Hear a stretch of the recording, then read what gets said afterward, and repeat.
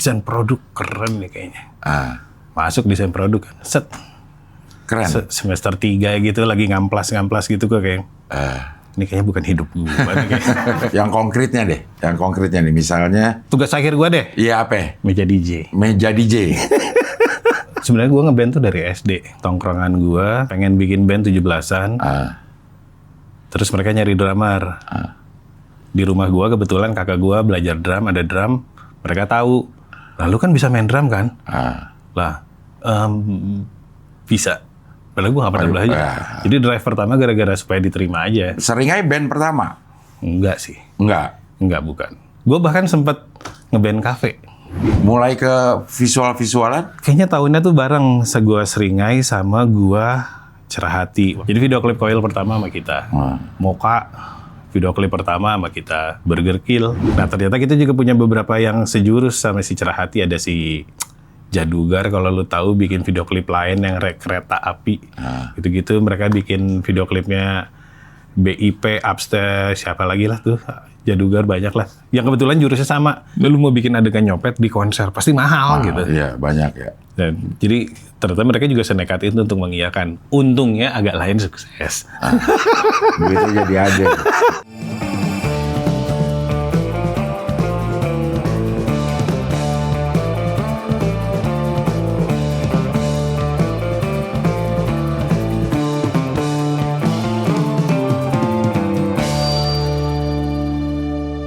Udah nih. Oke, sekarang kita wawancara sama Edi Kemot. Halo, terima kasih. Masya Allah, nyampe juga di sini. Aduh, Masya Allah, terima kasih saya diterima di sini. Kemot tuh apaan sih? Tahu. Nama? Itu kocak sih sebenarnya. Kayaknya berasal dari tongkrongan, nyebut-nyebut. Terus kayaknya waktu satu momen gue menggunakan baju yang disamakan sama karakter kalau lo tahu Johnny Kemot di Kabayan. Terus jadi stick with it, terus jadi nempel gitu. Dan karena misalnya Edi siapa gitu, kayak, oh yang situ yang mirip si karakter Kemot gitu. Dari tongkrongan gua pada saat itu tuh banyak anak-anak yang namanya jadi nempel karena sebuah ini fisik lah, misalnya kayak Ajo, anak Jojon karena dia ada tai lalatnya di sini. Jojon kan kumis.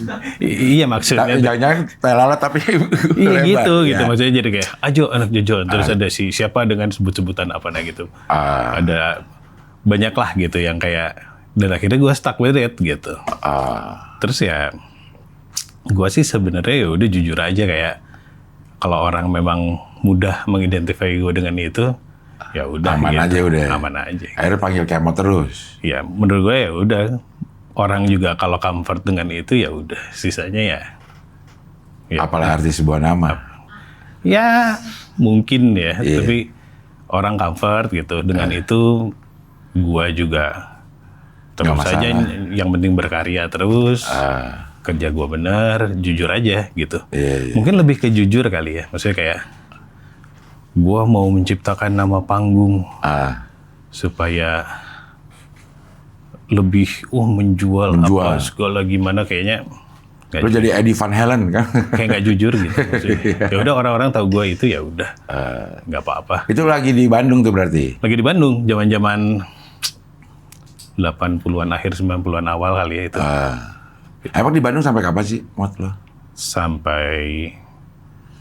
Mungkin sampai 2000-an awal kayaknya ya, sampai selesai kuliah. Jadi gue kuliah di seni rupa, terus gue kuliah di seni rupa ngambil jurusan desain produk. Gue sama Aryan tuh, si Aryan juga sama, desain produk juga. Tapi gini dulu ngambil desain produk gara-gara gue mau masuk desain grafis tapi nilainya kurang.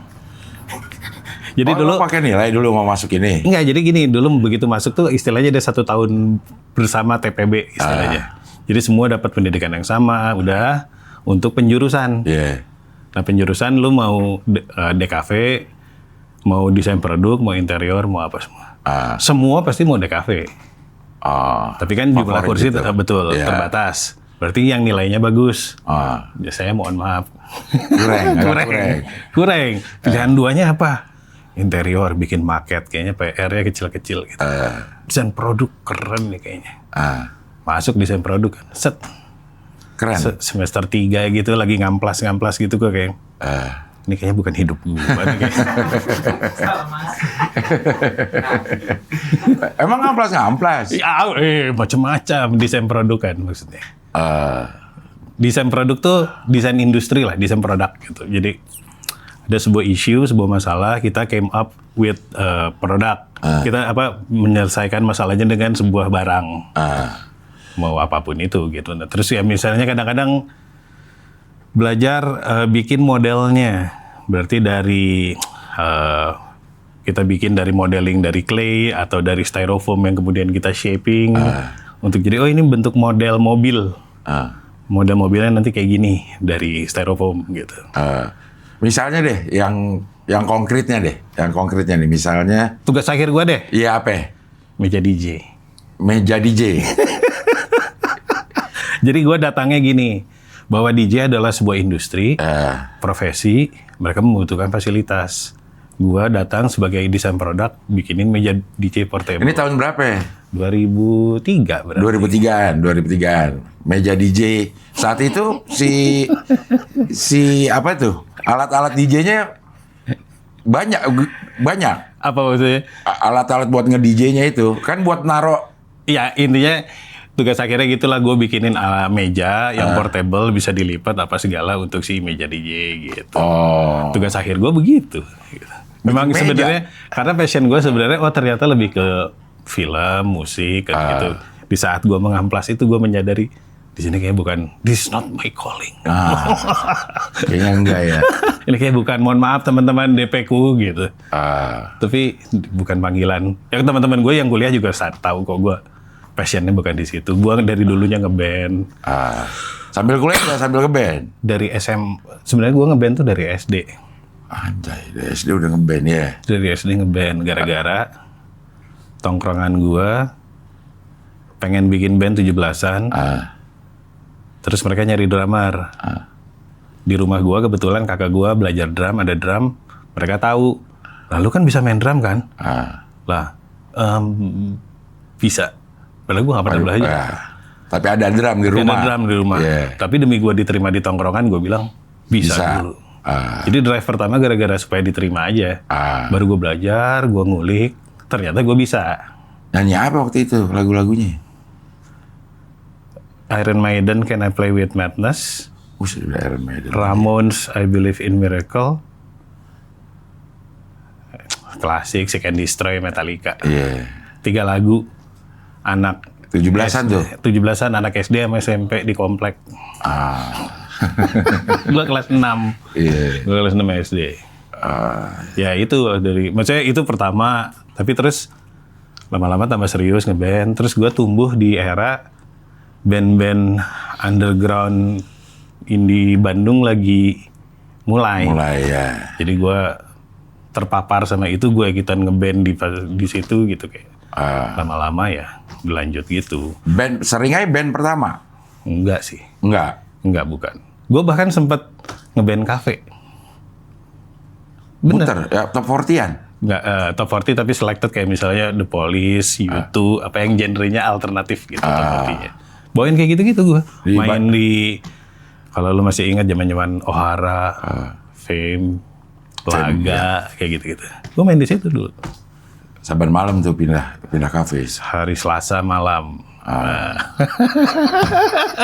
Dapat kertas request. Mengalami gue. Tapi mungkin itu yang bikin menurut gue jadi istilahnya versatile tuh. Terpapar banyak influence gitu ya. Jadinya gue luas bisa menerima, ternyata belajarnya. Terus gue belajar ngapalin lagu cepet. Gue harus kayak belajar babak lagu. Dari gue belajar ngulik lagu orang gitu. Ternyata ngaruh juga. Ada benang merahnya dari situ pengaruhnya. Pasti semua mencapai titik ini karena semua proses itulah gitu. Ya. Tapi akhirnya itu Mas Ringai. Mulai ke visual-visualan? Kayaknya tahunnya tuh bareng Gua Seringai sama Gua Cerah Hati waktu itu. Nah Cerah Hati ini Kayak waktu itu tuh dulu satu kelompok tongkrongan di kampus, anak-anak yang seneng ngerjain video-videoan. Terus mereka beberapa kali mulai ngerjain video klip. Ada ngerjain video klip coklat yang pertama, yang pergi. Ada ngerjain siapa. Nah terus gue tertarik sama tongkrongan itu gitu, kayak ini kayaknya lebih gue nih. Gabungan seni rupanya ada, tapi musiknya ada, IO-IO-annya ada, karena mengorganize kan gitu. Gue lebih mau di sini. Itu anak kampus semua? Anak kampus. Tapi Dari senior. lintas jurusan? Senior. Senior, tapi lintas jurusan juga. Maksudnya ada anak di kafe, ada anak... Iya betul, lintas. Tapi tongkrongannya nyambung lah mereka gitu. Terus mereka di tahun 2000-an awal tuh fasilitas dan teknologi untuk syuting di Bandung itu sangat minim. Di Jakarta kan ada IKJ. Iya. Ya lu ada kamera, orang-orang yang paham mengerti ngambil gambar seperti apa. Di Bandungnya cuma ada kampus seni rupa. Kita nggak punya fasilitasnya, kita ngebajak, software-softwarenya bajakan, semuanya jadi ngulik sendiri lah gitu. Iya. Teknologi belum nyampe ke Bandung. Betul. Menurut gue ya, secara fasilitas, alat, lighting nggak punya. Jadi pas awal-awal kita bikinin video klip, itu kita syuting pakai lampu kebon. Pakai lampu yang 500 wattan gitu, yang kayak gitu-gitu ya. Pokoknya yang adanya aja. Cuman waktu itu di Bandung yang bergerak di situ ya kita nih anak-anak cerah hati. Kebetulan band-bandnya lagi mulai muncul, Coil. Jadi video klip Coil pertama sama kita. Moka video klip pertama sama kita. Terus band-band Bandung siapa lagi tuh? Burger Kill. Awal-awal video klip mereka gabung sama Sony sama kita. Jadi sambil skena independennya naik, kita juga si cerah hatinya ikut tumbuh. Tumbuh ya. Terus mulai dapat klien dari Jakarta. Ya. Label Jakarta mau dong dibikinin nama cerah hati. Capek juga ya bolak-balik. Cipularang mulai ada. Jakarta aja gitu ya. Pindah Jakarta. Karena kan awalnya, mari kita bawa pasar ke Bandung. Gak bisa ya? Susah. Kejauhan ya? Nggak, maksudnya gini, misalnya kita murahin. Di Bandung nih udah kita kasih nih harga bagus. Lu sambil liburan cuaca enakan ke Bandung syuting. Yang di sana juga banding segini. Kayak sulit nih kayak. Nah untuk mensiasati keterbatasan teknologi, supaya itu bisa diterima sama dunia yang lebih sophisticated lah, orang-orang Jakarta gitu. Lo apaan kelebihan? Si cerah hati. Justru lucu sih menurut gue itu. Karena kan buat gue, mereka kayak Adi Luhung ya, gue nggak bisa menyentuh mereka kayak Rizal Mantovani, Jay Subiakto, semua gambar-gambarnya cantik, bagus. Gue nggak akan bisa, alat gue nggak punya apa semua gitu. Duit juga nggak punya gitu. Label kayak Fast Forward, label yang ngerilis band Moka gitu. Kita cuma punya duit segini. Ini mah ngapain ya? Akhirnya kita terpaksa harus jadi kreatif. Video klip Moka yang pertama kita bikin itu bentuknya kayak stop motion. Jadi di foto, gerak mulutnya digerakin. Sekarang kan ngelihat kayak gitu kan sesuatu yang biasa ya. Oh udah banyak lah lu bikin animasi stop motion. Di tahun itu tuh aneh gitu. Jarang ada yang melakukan itu. Jadi begitu keluar, heboh semua. Nah, dan ternyata kita jadi nemu celahnya adalah ya udah kita bikin musik video itu yang mungkin secara budget nggak harus jor-joran, tapi secara visual unik, mudah dikenang, ya gitulah. Nah ternyata kita juga punya beberapa yang sejurus sama si cerah hati. Ada si Jadugar, kalau lu tahu, bikin video klip lain yang kereta api, gitu-gitu. Mereka bikin video klipnya BIP, Upstairs, siapa lagi lah tuh, Jadugar banyak lah. Yang kebetulan jurusnya sama, kayak murah, tanda kutip. Tapi mungkin karena pendekatannya kayak video art, kayak video seni, bukan video klip. Gitu. Karena kita tahu kita nggak mungkin ngejar Adi Luhung gitu. Sebenarnya spiritnya agak sama kayak band-band indie punk gitu sih. Kita tahu kita nggak akan bisa bersaing sama lu yang jago. Ya udah gua 3 chord aja punk rock gitu. Mungkin sama kayak gitu akhirnya si PH-nya. Begitu balik ke Jakarta, segala sesuatu udah tersedia, teknologi tersedia, alat juga banyak. Berubah nggak ininya? Berubah. Tapi jadi naik kelas sih menurut gue. Mungkin yang dijaga terus tuh kan ternyata bermainnya. Kita eksperimen apa lagi ya? Karena kita ada, si cerah hati itu ada di titik waktu itu ngerjain video klip terus sampai jenuh, sampai udah kita nggak mau ngerjain video klip lagi kalau bukan jadi sebuah karya gitu. Yaudah kalau mau nyari duit mah cari duit aja iklan. Akhirnya kita jadi waktu itu lebih banyak jadi geser ke iklan. Bikin iklan. Iklan semua segala gitu. Sampai terakhir sih gitu sebenarnya. Cuman mungkin kalau orang bikin audiovisual ya, sebenarnya pasti ujungnya tuh ada satu ujung yang pengen dicapai. Ya pasti salah satunya ya film sih menurut gue. Nah sekarang lo masuk ke film nih, jadi sutradara. Pesta copet apa pesta pora? Gue liat posternya diganti, pora jadi copet. Iya kan? Nih. Pesta, tadinya kan udah terkenal pesta pora, sekarang dicoret jadi pesta copet. Itu emang sebuah konsep. Emang kita udah rancang dari awal. Gimana? Oke nggak jawaban gue? Iya. Biasa sih orang syuting sekarang film memang judulnya belum ditentuin sih. Rock and roll aja ya kan? Iya, jadi pesta orang tapi udah Nggak apa-apa. udah ke tanam akan ada film pesta pora. Sebagian mungkin iya. Sebagian iya. Mungkin 10 juta penonton trailer film agak lain sih udah tahu ya akan ada judul itu ya. Karena kita trailer paling banyak ditonton se-Indonesia. Iya, belum tayang udah jadi bikin rekor ya. Iya, bahwa rekor kita adalah teaser terbanyak ditonton di bioskop. Karena nebeng agak lain.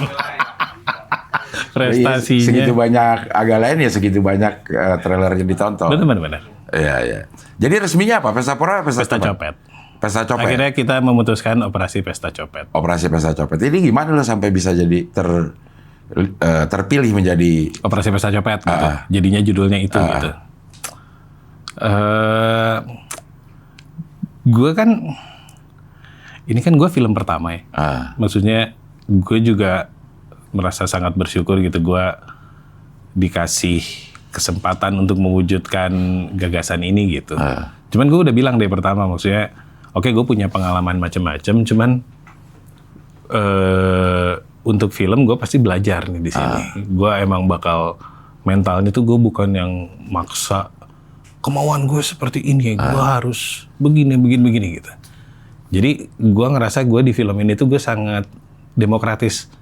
Kalau misalnya ada ide yang lebih baik dan mengalahkan gagasan gue, oke, adu ide aja. Kalau ide lo lebih bagus. Jadi gue tuh sangat seterbuka itu. Makanya kayak kemarin kita dibantu Awe untuk skrip, untuk komedi konsultannya. Debatnya tuh gitu. Nah, di segala aspek. Sampai termasuk juga kita men-challenge diri sendiri soal judul. Kayak, sebenarnya kan kita fokusnya mau ngomongin apa sih film ini gitu. Ini kayaknya bukan ngomongin soal pesta pora deh. Sebenarnya kan yang mau kita omongin tuh soal copetnya, soal fenomena sosialnya, soal kemiskinan strukturalnya, kenapa fenomena copet jadi ada. Itu kan seharusnya film ini berfungsi gitu. Oh berarti memang sebaiknya sih kita fokusnya ke sana, jangan ke latarnya kejadiannya. Karena kan sebenarnya secara premis kan gitu kan, sekelompok anak muda yang terpaksa mencopet di pesta pora untuk jadi copet terakhirnya gitu. Tapi kan seharusnya fokusnya ke kenapa anak muda ini mau mencopet. Nah, di situ menurut gue, oh ya menarik juga penekanannya jadi ke sana justru, bukan ke latarnya. Terus, ya ibarat kayak kalau anak baru belajar, salah ding. Coret-coret ya. Makanya kalau lihat posternya, bentuknya gitu kayak ini kan, maksudnya bentuknya kayak dicoret. Ya. Ya. Nah ini posternya nih, operasi pesta copet. Tapi memang kejadiannya di pesta pora. Iya, jadi dari pertama sebenarnya memang nggak ada yang berubah. Bahkan sebenarnya kata pesta copet ini sebenarnya kalau spoilernya mah di film tuh ada konteksnya lah. Gitu. Cuman menurut gue menarik banget, jadinya emang judulnya ikut tumbuh sama seperti si filmnya. Kayak filmnya juga sebenarnya ternyata dari awalnya niatnya gue bikin apa, ternyata dalam perjalanan tumbuh jadi apa gitu. Ternyata si judulnya juga gitu juga. Jadi gue nggak, apakah gue gengsi, gue malu, apa segala gini-gini. Jujur aja. kalau misalnya ternyata judul ini lebih baik, menerangkan maksudnya Maksud filmnya, dan ya. dampaknya lebih baik, ya udah jujur terima aja. Seperti nama gua. Iya. Dari Susanto ke Kemot ya. Iya, diterima aja. Terima aja. Kalau ternyata judul ini lebih baik, ya udah terima aja. Akhirnya diputuskan akan jadi operasi pesta copet. Betul. Iya. Kayak pemilihan aktornya lu terlibat juga nih? Iya. Kalau itu iya. Pertama sih yang memang kita... Jadi sebenarnya awalnya itu... Kan gue menawarkan ke Ernest. Jadi gue udah kenal Ernest dari dulu. Terus gue menawarkan ke Ernest, gue ada sebuah ide nih, gitu. Idenya sendiri kan gue datangnya gara-gara kejadian Seringai sebenarnya. Gara-gara banyak yang nyopet kalau di acara Seringai. Iya. Gitu. Dari situ kan gue jadi, lucu juga ya gue bikin soal ini. Nah, gue tawarin ke Ernest, bahkan gue nawarinnya itu dari tahun 2023 sebelum Agak Lain 1 tayang. Dan Ernest sudah mengiyakan proyek ini. Jadi menurut gue nekat sih mereka kayak, mereka belum punya duit sebanyak itu pada saat itu untuk mengiyakan proyek gue gitu. Padahal sebenarnya proyek gue udah kebayang kan, lu mau bikin adegan nyopet di konser pasti mahal gitu. Iya, banyak ya. Dan jadi ternyata mereka juga senekat itu untuk mengiyakan. Untungnya Agak Lain sukses. Duitnya jadi aja. Jadi saya dibayarin. Jadi Keuntungan Agak Lain dipakai buat nyopet ini. Iya. Dari 2023, nah terus Ernest waktu itu nawarin gimana kalau sama Iqbal. Oke. Jadi sebenarnya gue dari cerita gue udah bilang bahwa gue tuh ada case-nya kayak 4 orang, satu geng lah, 2 cowok 2 cewek. 2 cowok bersahabat sama ada 1 cewek pacarannya, mantannya sama 1 saudaranya lah kan. Si Ernest nawarin gimana kalau Iqbal. Kalau gue sih jadi kayak aneh tapi menarik ya. Karena orang pasti mikirnya Iqbal tuh pretty boy, baik, manis, segala gitu. Kalau gue jadi jamet gimana ya? Gitu. Dia mau nggak ya? Dia akan berjuang ke sana nggak ya? Gitu. Dan ternyata dia sangat into banget, bahkan seintu sampai yaudah gue jadi produser. Akhirnya dia sampai produser, sampai di kreatif dia ikutan, ngedit dia ikutan, semua. Jadi semua tahap ini sampai promosi sekarang dia ikutan, kayak dia jadi produseran, bukan eksekutif produser naruh duit doang, bukan. Produser beneran. Beneran gitu. Akhirnya dia jadi se-invest itu gitu. Sama si project ini. Iya. Tapi kan ini karena ini proyek pertama, terus bisa dibilang kalau konser kan berarti banyak orang yang terlibat ya. Ekstras-ekstrasnya tuh sampai berapa paling banyak ekstrasnya? 500 kemarin. Buset, banyak banget. Gue sih tidak punya pengalaman main film ini, tapi sinetron grouping kondangan aja lama banget. Scene kondangan nih. Kondangan ada yang kawinan gitu. Itu lama banget buat bikinnya. Itu pas yang lagi 500 itu gimana? Itu chaos sih. Udah gitu kita syutingnya malam lagi. Karena kita syuting beneran di Pesta Pora. Cuman kita syutingnya di H-. Jadi sebelum acara mulai, kita udah pakai tempatnya. Oh, Gue bawa ekstras, gue bawa band, gue bikin adegan, gue bikin semua di situ gitu. Itu yang paling lama? Scene paling lama itu? Enggak. Justru kita harus bergerak cepat karena waktu kita terbatas cuma di segitu doang. Jadi kita perencanaannya harus sangat matang supaya ketika syuting ya kita cuma bisa kerja di window waktu segitu gitu. Karena kita nebeng sebenarnya secara produksi.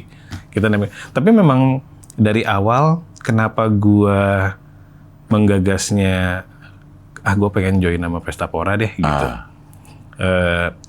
Gue pikir kan kalau lu copet konser, kemana sih lu tujuan utama lu nyopet tuh kemana sih kalau lu copet konser?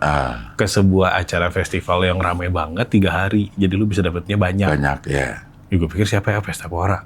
Aku kenal. Aku kenal Ucup. Set gitu, tawarin gitu. Terus kan kebetulan kan alhamdulillah kemarin-kemarin ini gue sering jadi show direct untuk pertunjukan. Konser-konser, semua gitu-gitu gue bantu jadi show directnya. Nah beberapa kali juga gue bantu festival yang ada di PRJ di Kemayoran. Jadi gue kebayang mengorganize panggungnya, orang lightingnya, ngeset lampunya, semua segala udah kebayang gitu. Makanya gue berani menawarkan ide ini karena gue pikir ini gabungan lengkap dari yang selama ini gue jalanin gitu. Iya. Gue ngeband iya, terus gue Saudara juga. saudara iya, syuting-syutingan iya, terus Nyopet ya? oh, Nyopet ya kagak? Lu pernah ngeliat orang nyopet ya di situ? apa di konser gitu? Iya. Si Aryan kayaknya waktu itu pernah lihat atau siapa ya waktu itu pernah lihat beneran gitu disikut, jeduk terus diambil barangnya. Ada ininya kan kalau komedi konsultan ada, copet konsultannya ada untuk Ada. ini. Copet beneran? Nah bukan, jadi kita bentuknya ini magician. Jadi gengnya murid-murid pesulap. Ini kayaknya generasi pertamanya gengnya muridnya Deddy Corbusier deh kayaknya. Terus mereka kan kalau sulap kan biasa ada yang lu kelebihannya mentalis, lu kelebihannya apa-apa. Nah ini yang pickpocketing, yang diajak ngobrol. Ini jam tangan Jam lu. tangan, Nah, gitu. Nah kita pakai mereka. Karena si Ernest tuh pengen banget adegan nyopetnya bener-bener real, sereal-realnya Orang nyopet. orang nyopet. Dia nggak mau dibantu sama editing gitu. Jadi memang harus nyopetnya beneran. Ya udah gambarnya ngikutin aja, nah gitu. Jadi lumayan tuh anak-anak itu dibagiin. Si Kristo bilang ada di behind the scene. Orang mah kalau mau syuting disuruh diet, olahraga apa. Nah kalau anak-anak ini dibagiin handphone dummy. Handphone dummy nih latihan jari. Nyopet. Syuting apaan sih nih? Tapi akhirnya pada lihai nyopet. Lihai. Lihai nyopet. Ada di video behind the scene nanti deh gue coba kasih. Lihai anak-anak itu. Bahaya. Iya. Jadi bisa. Terus itu ada berapa kali kejadian yang mulai nyopet-nyopet Astrada. Di lokasi mulai Udah mulai hilang gitu ya. Oke, lucu sih. Semakin banyak yang hilang, semakin berhasil berarti. Iya. Trailer udah ada kan? Udah ada. Boleh udah kita ada. bisa lihat nih trailernya, coba. Mau rokok, Mat? Mau lu.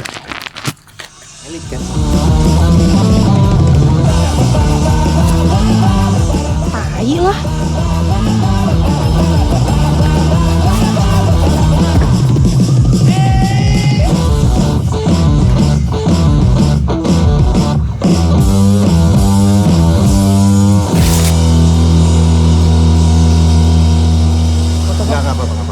Aman. Iya gitu. Fans banget. Makasih Bang Esta. Ya, hah? Ya. Yes.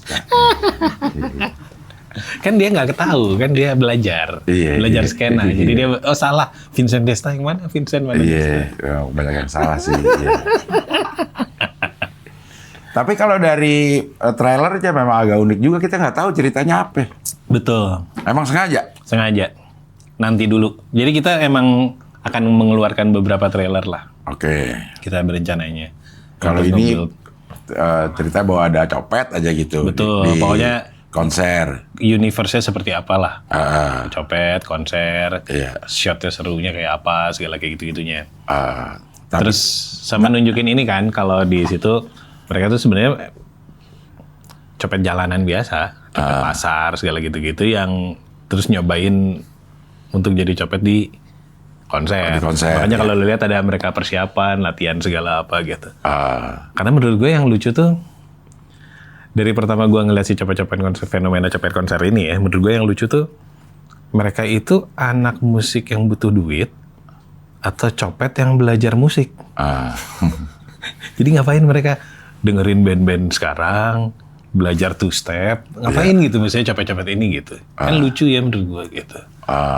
tapi emang sekarang copet tuh handphone ya, bukan dompet ya. Bukan dompet, handphone. Jadi Berarti dia harus ada penadahnya lagi. betul. Jadi Sebenarnya dia ada cerita itunya juga berarti. Ada, tapi nggak mendalam. Sebenarnya akhirnya kita lebih ke drama lah. Karena kan kita secara genre drama komedi ya maksudnya sebenarnya. Ini drama komedi. Jatuhnya lebih ke drama komedi lah jatuhnya. Bisa ini gak sih? Spoiler dikit nih ceritanya. Intinya sih sekelompok anak muda jalanan yang karena desakan ekonomi mereka akhirnya memutuskan untuk melakukan satu operasi besar di Pesta Pora. Udah gue mau ibaratnya kayak kabur aja dulu dari sini, butuh modal. Ya udah ayo kita nyopet di Pesta Pora sekali dapat banyak terus udah gitu. Iya. Gitu. Prinsipnya gitu. Tapi ya kalau gue sih baru melihatnya dan baru dengar, terus ini kan lo bikin orang jahat jadi dicintai harusnya ya. Karena ini semuanya orang jahat nih, empat-empatnya, dan dia jadi peran utama. Betul. Dan harus dicintai supaya Supaya bisa sebagai karakter lo dibikin rooting. Gue tuh selalu suka banget film yang kita rooting for the bad guy. Oke. Gue tuh selalu suka karena lo jadi jahat tuh tidak sehitam putih itu gitu, pasti abu-abu lah gitu. Nah, ini juga sebenarnya sama kejadiannya pas gue menulis ini. Di tengah jalan tuh gue menyadari itu. Jadi awalnya gue pikir gue akan bikin film lucu-lucuan aja tentang copet udah segala gitu. Di tengah jalan sambil gue menulis, gue riset, gue survei lokasi, gue ngelihat kondisi sesungguhnya. Kok gue ngerasa ternyata masalah sosialnya ini beneran ya, masalah kemiskinan struktural. Kenapa mereka jadi copet ya karena nggak punya pilihan, kerja susah, semua segala. Apakah film gue bisa menyelesaikan masalah copet? Kayaknya nggak mungkin. Karena masalahnya lebih besar dari itu, emang masalah struktur gitu, masalah besar gitu.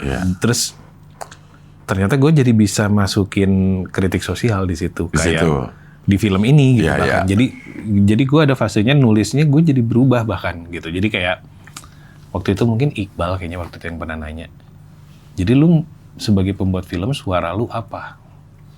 Oh ternyata selama ini gue kalau bikin kerjaan audiovisual tuh gue commission work doang. Commission work tuh jadi gue dapat order, lo kerjain video klip misalnya. Mengerjakan order lah ya. Betul. Ya. Iklan, lo kerjain order semua segala. Begitu film kan ditanya, kliennya kan lu pembuat filmnya, suara lu apa?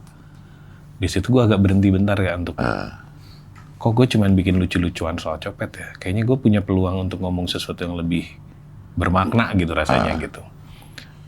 Terus kalau ditanya jujur gue mau ngomongnya suara gue seperti apa, sebenarnya gue udah bersuara jujur lewat medium lain, salah satunya kayak lewat seringai misalnya. Seringai apa? Senang-senang, tapi ada kritik sosial, ada musik, ada gini-gini. Oh berarti harusnya gue bisa kayak gitu. Nah makanya perubahan skripnya jadi lumayan tuh dari 4 ke 5 atau 5 ke 6 gitu. Jadi ada masalah sosial. Dan gue nyorotinnya ini, kalau ada spoiler sedikit dari filmnya itu adalah kalau yang di atas aja melakukannya, kenapa yang di bawah nggak boleh? Ada yang di atas contohnya juga gitu. Ya. Maling juga ya. Maling ini sama, ngembat juga. Bahkan nggak apa-apa. Nggak, kalau misalnya kita masyarakat yang di bawah ngelihat di atasnya begitu, kenapa gue di bawah enggak? Mulai dari hal kecil nyalip jalur motor di jalan kanan, di rel kereta nyalip akses, sampai ke nyolong HP. Karena emang udah jadi budaya.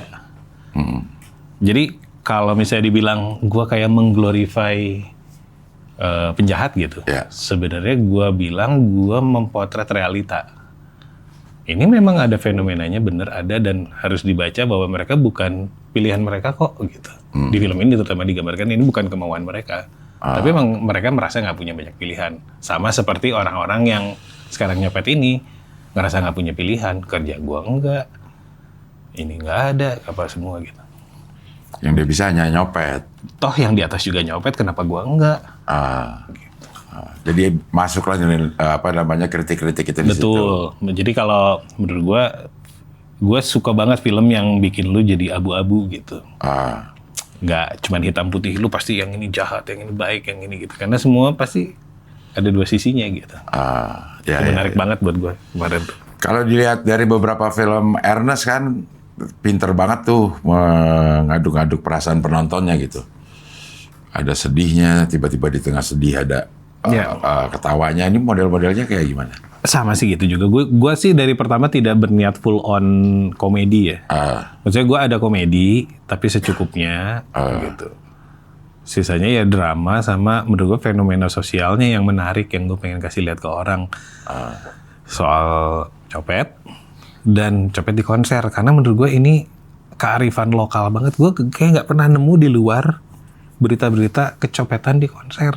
Kalau kecopetan di stasiun kereta di Paris gitu semua banyak tuh. Banyak ya. Tapi di konser tuh kayak di kita doang ya. Kok di yang lain kagak kejadian sih gitu kayak. Terus menurut gue lucu banget gitu fenomenanya. Menarik untuk disorot dan jadi bisa ngebahas banyak hal. Iya. Tapi kalau itu ya dramanya sih justru gini. Gua tuh dari pertama ngambil project ini kan gue paling takut adalah soal drama. Iya. Makanya Ernest kemudian ngetandem gue menulis skripnya sama Rino Sarjono yang nulis juga Senin Harga Naik gitu. Iya. Gue ditandem sama dia, terus gue juga banyak diskusi sama Ernest ini supaya dramanya jadi gimana gitu. Sedangkan si Ernest cemas banget, ini kita syuting di Pesta Pora puluhan ribu orang gimana? Gampang. Karena lo udah ada pengalaman itu ya. Betul. Yeah. Sedangkan gua kan cemasnya adalah ini gimana dramanya gini. Gampang. Ernest gitu. Temu lah jadi yang gampang ini. Makanya gampang itu, jadi ya. gitu. Makanya gue dari pertama kan kalau skripnya ternyata berubah, oke, let's go.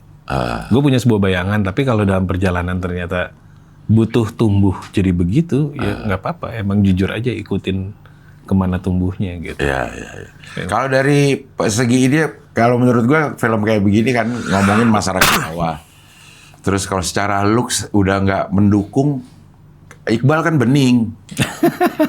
Bening banget gimana membuat orang jadi percaya bahwa emang dia tumbuh di tempat-tempat Tapi kumuh. tadi dari trailer kan Iya sih. jamet kan, Iya. lumayan kan. Lumayan tuh gue siksa. Mulai dari ya make up memang mendukung, ada make up. Kalau make up sebenarnya gue nggak aneh-anehin, gue lebih ke ketidaksempurnaannya diperlihatkan. Jadi kayak misalnya biasanya kan lo nge-make up adalah ngilangin pori, Iya. ngilangin bekas bopeng apa Iya. semua. Ini justru kuatin. Kalau ada bekas bopeng kasih lihat, ditebelin semua segala gitu-gitu. Tumbuhin kumis. Tapi bang, kumis gue jelek, lele doang gitu. Iya. Justru itu. Iya. semakin lu jelek semakin bagus gitu. Kalau Jadi, Kristo kan aman ya. Iya. Target gue tuh benar-benar pokoknya gitu. Gimana gue ngejelekin si Iqbal. Emang cita-cita gue dari pertama gue ngomong sama dia, pokoknya gue pengen lu jelek, lu kurus, lu kumis lele, lu jelek deh pokoknya gitu. Tujuan cita-cita gue itu. Kostumnya pakai kostum bekas beneran? Ya nyari-nyari aja sih Iya, sebenarnya iya. anak-anak itu aja sih. Iya sih. Karena Cuman emang tuh maksudnya kan dekil-dekil gitu kan. Maksudnya kalau lu lihat di videonya kan kayak. tapi kan ada beberapa ya pakai ini mau didekil-dekilin tapi ketahuan nih kaosnya kaos baru sebenarnya gitu. Jadi Kalau ini enggak, kalau gua lumayan cerewet lah soal kayak gitu. Baju harus kelihatan dekil Iya. apa segala gitu-gitu. Gua lumayan cerewetin lah tim gitu. Tapi berhasil banget menurut gua. iya karena ini jadi emang natural sih kelihatannya gitu. Terus kayak berubah ke jadi penonton konsernya juga berhasil. Bahkan yang penonton konser ini kan kita ada beberapa bawa kayak ekstras 500 orang ke Kemayoran, ke Pesta Pora. Iya. Datangnya H-1, -2 gitu. Teman-teman gue yang lagi loading tuh pada, hah emang ini udah buka ya? Kok banyak penonton? Kagak syuting. Tapi dandannya mirip gitu. Iya. Jamet. Tapi gue seneng banget sih maksudnya menantang Iqbal. Dan dia juga seneng gitu tertantang. Ini berapa lama proses ini syuting-syutingannya? Syuting sebenarnya kalau syutingnya sih nggak terlalu lama ya. Dia tuh jadwalnya 24 hari. 24 hari ya? Tapi gua selesainya lebih cepet. Jadi 22. Lebih cepet 2 hari ya gua. Udah irit berapa kali makan itu ya? Oh kita taruhannya waktu itu ini ya. Kalau gua bisa ngurangin hari, Ernest telanjang dada. Di foto telanjang dada pakai rompi doang. Berhasil. Berhasil kejadian deh. Iya. Itu yang tempat bis-bis di mana ya? Lupa gue di mana, Ri? Di Parung. Parung. Iya. Dapat ininya. Ya ini sih ide gagasannya kan kalau mereka bikin markas. Kan kalau kita suka lihat film-film pencopetan kan canggih-canggih ya. Iya. Kayak si Angga bikin apa Mencuri Raden Saleh. Raden Saleh ya. Canggih, layar, komputer apa segala. Ini kan geng-geng Kismin nih. Iya. Gimana ya mereka kalau mau bikin markas? Pasti mereka nyari tempat tongkrongan bekas. Terus kayak di dalam tuh gue kebayangnya mereka bikin petunjuk-petunjuk atau kelas-kelas gitu ya, tapi pakai papan tulis apa Iya. semua segala. Versi miskinnya mencuri Raden Saleh. Makanya pemerannya sama. Iya. Tapi kalau yang satu keren, yang ini jamet. Dia berhasil sih jadi jamet ini. Emang mau tayang kapan ini? Ininya apa? 27 Agustus. 27 Agustus. 27 Agustus. 27 Agustus itu tayang di bioskop ya? Betul. Udah jadi pasti Apa tuh? gambarnya. Udah. Udah. Nggak ada perubahan Udah, lagi. jangan tumbuh terus. Tumbuh terus. Iya, siapa tahu tiba-tiba. Iya. Mau jadi pesta paro. Paro-paro ya. Setengah-setengah doang. Iya. Kalau ya ini sering banget gue tanyain tapi orang jawabnya nggak ada yang tahu jumlah penonton berapa gitu. Cuman harapan. Karena kita masih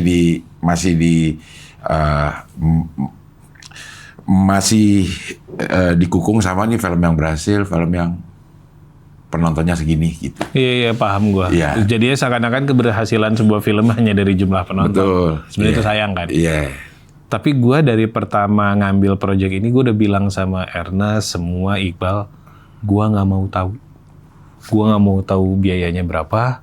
Gua nggak mau tahu BEP-nya harus berapa penonton. penonton. Sampai sekarang gua nggak mau tahu. Oke. Selain gue kayaknya nggak sanggup gitu ya. Maksudnya kayak aku beban gitu. Iya. Tapi pada saat bikin dan semua segala itu gue bikin tujuannya bukan untuk laku gitu.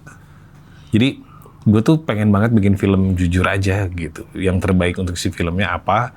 Gue rasa kalau gue ada beban, gue harus laku, gue harus mengembalikan modal sekian apa segala. Gue takutnya gue bikin filmnya jadi nggak jujur, gue jadi hanya sibuk soal kayaknya gue harus bikin gini supaya laku, kayaknya gue harus giniin supaya viral diomongin, kayaknya nggak jujur gitu. Akhirnya ya udah gue percayakan sama Ernest. Tapi gila juga sih maksudnya pas gue pikir lagi, Ernest kan sama sekali pas gue nulis skrip tuh gue tidak dibatasi, budget lu segini ya, lu jangan bikin adegan yang ngadi-ngadi gitu. Nggak ada sama sekali. Jadi menurut gua sih abis ini adegannya ini, Aman aja semua. Aman semua, jadi nggak pernah ada revisi. Revisi adegan nggak ada. Bisa nggak disimplify? Nggak pernah ada, gitu. Jadi gue juga nggak tahu gue bener atau salah kan, maksudnya mereka juga nggak pernah protes. Terus ya udah gue juga nggak pernah mau tahu berapa biayanya. Jadi ya udah gue bikin aja gitu. Gue sih bener-bener udah ngikut aja deh. Pertama gue nggak tahu nasib sebuah film itu zaman sekarang tuh susah banget dibacanya untuk laku atau enggak gitu. Terus gitu kalau film bagus juga tidak menjamin di bioskopnya rame. Rame, betul. Film bagus, kapan tayang di OTT? Gue tungguin aja deh. Iya. Padahal bagus, semua orang suka nontonnya gitu. Jadi nggak ada jaminannya juga kan. Emang hanya Allah yang nggak tahu. Semua milik Allah. Ya. Kalau kata Aldi Taher, semua itu milik Allah. Iya. Tapi Jadi sebagai sutradara tugas lo bikin film bagus aja. Kayak Tugas produser untuk bikin film laku. Ya, in some part, menurut gua tugas produser untuk bikin film lancar. Lancar, oke. Promo, tugasnya bikin film laku. Betul. Iya. Masih cukup lama, 27 Agustus. Sekarang banyak sekali gimmick-gimmick dari sebuah peluncuran film. Trailernya dipirit-pirit. Posternya juga dipirit-pirit. Kalau ini juga melakukan itu nggak? Pirit Trailer, sih, iya. ada beberapa trailer nanti. Betul, ada beberapa trailer sama ada beberapa poster. Memang rencananya gitu.